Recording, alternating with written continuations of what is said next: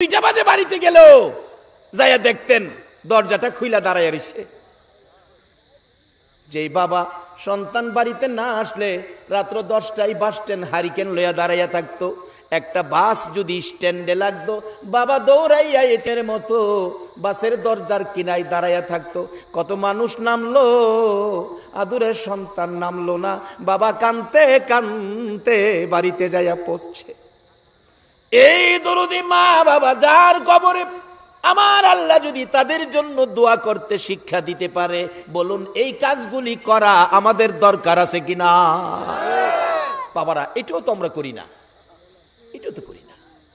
অথচ মা বাবা কবর থেকে ডাকতেছে, তু তাওয়াঙ্গার গারসুদি আজ মালে মা, তু তাওয়াঙ্গার গারসুদি আজ মালে মা, তু চেরাগা ফেল সুদি আজ হালে মা।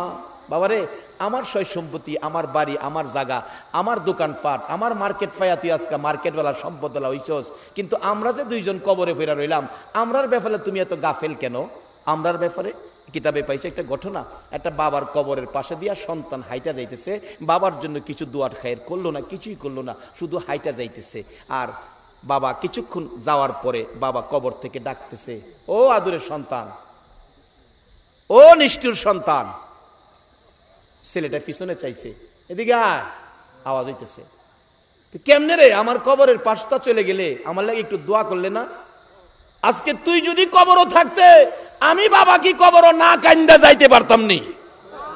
বলুন, সন্তানের কবরের পাশে মা বাবা গেলে না কান্দা পারতো? কিন্তু তুই তো আমার কবরের পাশে দিয়ে গেলে কিছু কইলি না। অথচ আল্লাহ নিজে দোয়া শিখাইয়া দিছে মা বাবার উদ্দেশ্যে, রব্বির হামহুমা কামা রাব্বায়ানি।